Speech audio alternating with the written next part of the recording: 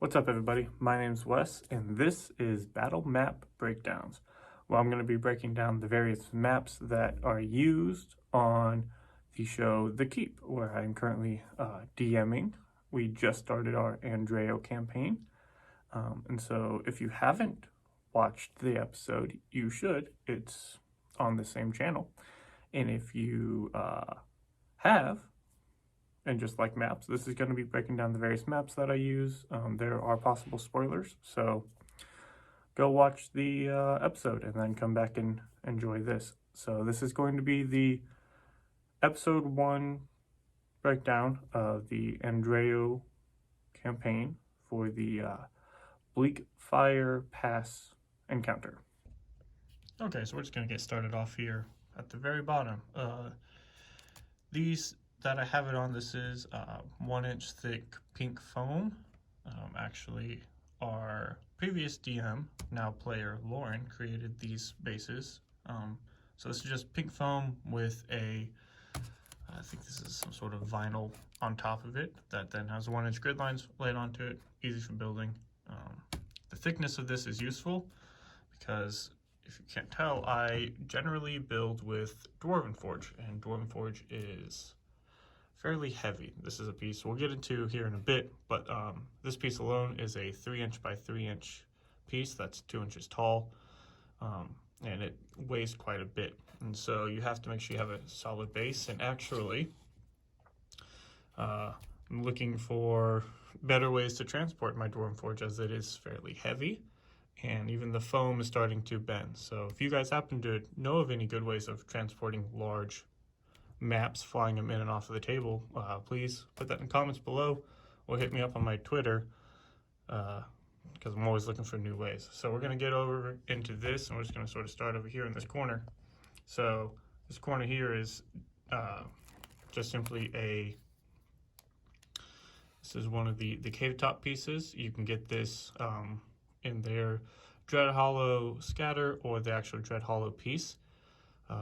This map mainly uses all of Dwarven Forge's Dread Hollow, and so that's what we'll be seeing a lot of today. So this is one of their Dread Hollow pieces, and then this uses their small tree pack, right? So I just have, it's a tree topper with one base, and then their stump that goes into it.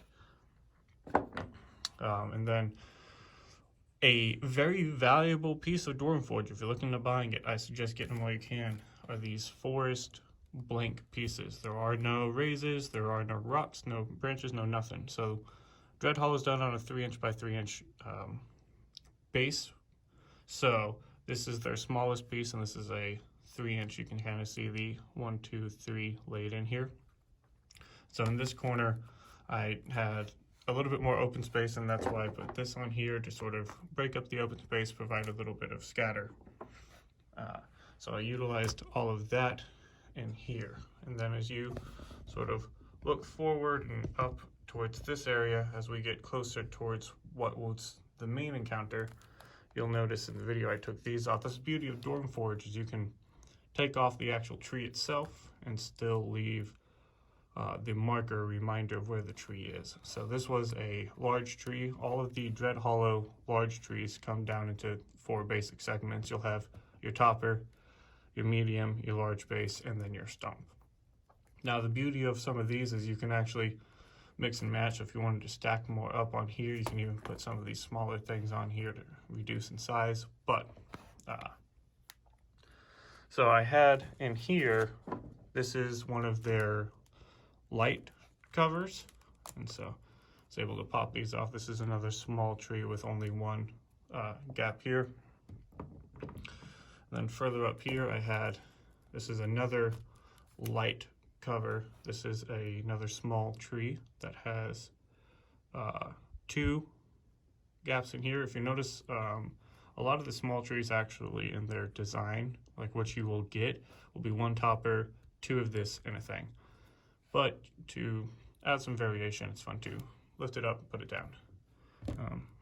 In order to break up some of this, and also due to just massive floor covering, these stump lumps here are great for if you don't want to put on a full tree and you just want to provide something other than an open stump, these little mossy stump lumps are great for that. And again, it does also provide a nice covering. Along the back here is one of the Erenthor escarpment pieces. The escarpment pieces have a small tree.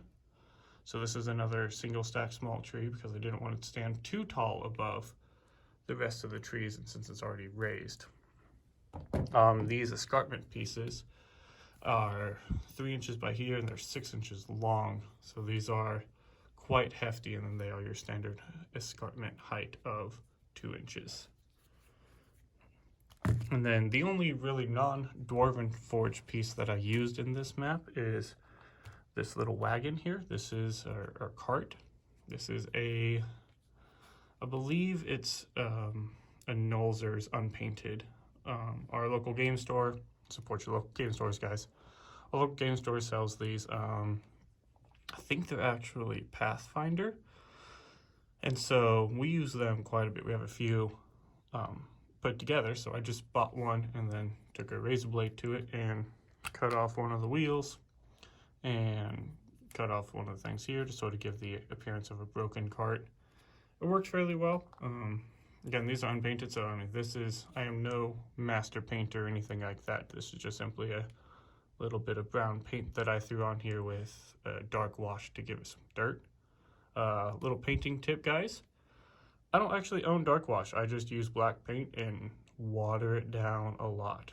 And it tends to work pretty well, as you can see. So, also, I don't actually paint my Dwarven Forge. I buy it pre-painted because I'm not an excellent painter and I like how it looks.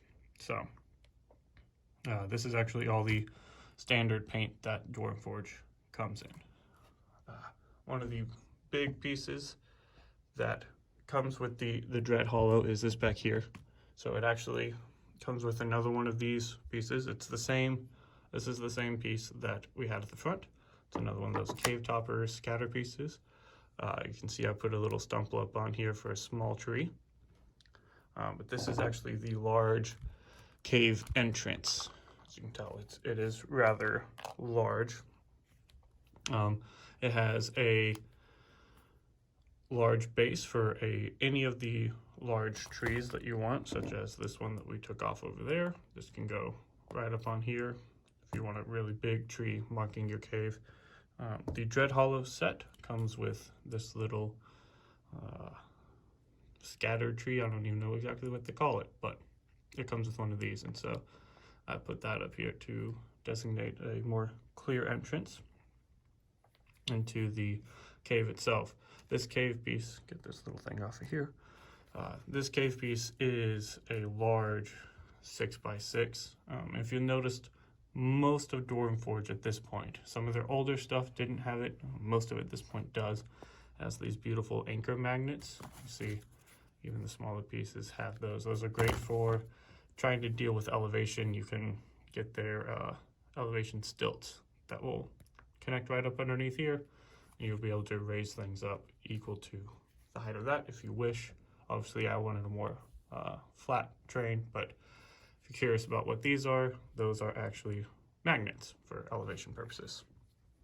So that is the large cave entrance that became kind of a focal point of the encounter that we had in that first episode. Coming over here, this is actually a part you didn't really get to see in the episode, as the fight never worked its way over here. So starting off, we have another one of the, actually no, this is a heavy tree cover. So another one of these big trees, the large tree packs. This is a small tree pack. As you can see, I did a 3-stack one to kind of match the large tree that was over there. And then this is another small tree with a stump lump on top of it. I only used Dread Hollow comes with 2 of these. I only used one of those. These are the heavy cover tree packs. Again, this is another 6 inches by 6 inches with the anchor magnets. But if you put all 3 trees on here, it is very dense. It actually can be a little difficult to put 3 full-size trees on here as their branches bump into each other. It is doable, but it is a very, very dense build. But you can see beauty of Stormforge is sort of the integrated 1-inch grids that they have using these trees. So I used a heavy thing here. Again, fight never really got over here, but that's okay. Back here, I used another one of the lights. This was oh no, this is heavy. This is only a 2-stack heavy. See, it even messed me up. So this is a 2-stack heavy. I left off the larger base to it. I know, maybe a younger tree or something. And then I did another stump lump on this smaller tree back here. Over here, again, I had stated at the start of this video, these blank pieces are essential. They are wonderful. You can probably never have too many of them, in my opinion. And so whenever I built this map, I brought my escarpments out, and then I put my little corner here, and then I realized that there was an opening, and I didn't have any more of these, or else I just would have put that down there and would have continued around, looked nice. Didn't have that because it was being utilized elsewhere. So what I ended up doing is I ended up grabbing one of these big old escarpment corners. They're convex. I think this is what they call that. You think I would know these things? I don't. They used one of their corners, and then I just sort of put that in here, and it makes a nice little narrow passage. And by narrow, I mean these two together, that's about, in D&D terms, that's about 2.5 feet. So that's a tight squeeze for a person. So I just threw 2 of these down there, sort of change up my own personal landscape, and it created a nice little narrow passageway for creatures or things to move in and out. Back here, this is another one of the escarpment pieces with the small tree on it. This is that same escarpment piece that I saw over here. And then back here, this is actually a large tree scatter. So this is a large tree with a large base. The base itself for this one is actually has a single anchor magnet. Wow, words left me.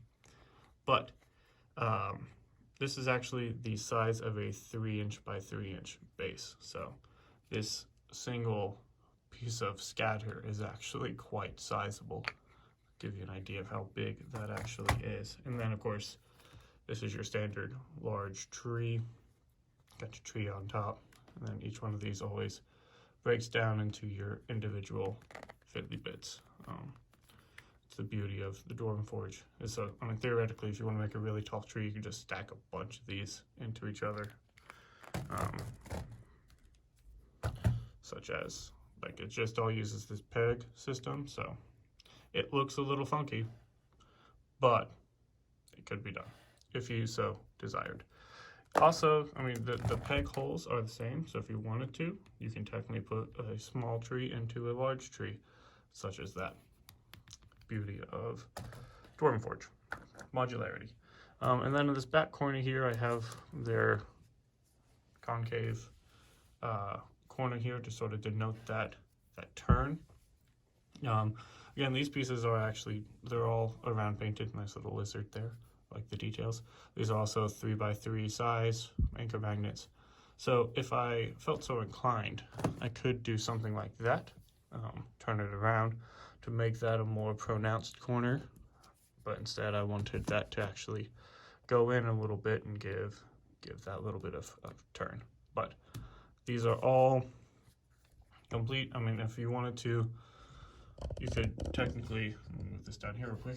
You could just plot this right in the middle of your map if you wanted to, because all sides are painted, they're all beautiful.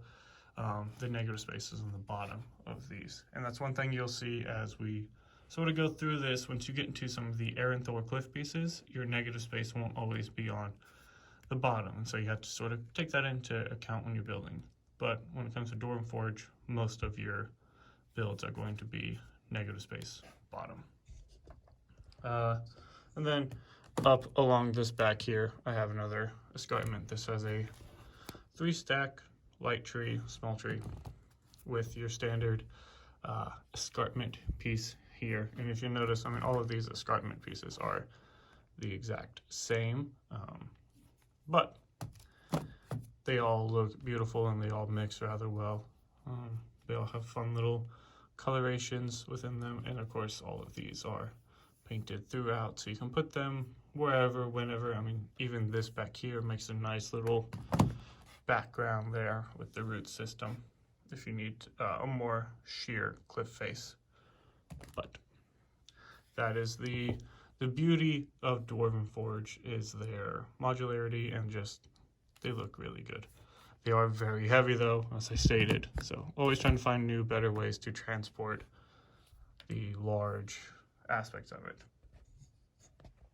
Okay, so that was the breakdown of the Bleakfire Pass encounter and the map that was used. Like I said, I like to use a lot of Dwarven Forge. I'm a big fan of them and their company.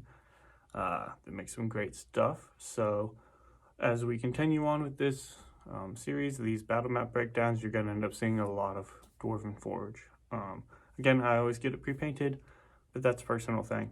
If you don't get it pre-painted, you can actually probably do even more modularity and mixing it up with it. But be sure to tune in next time that we have an encounter.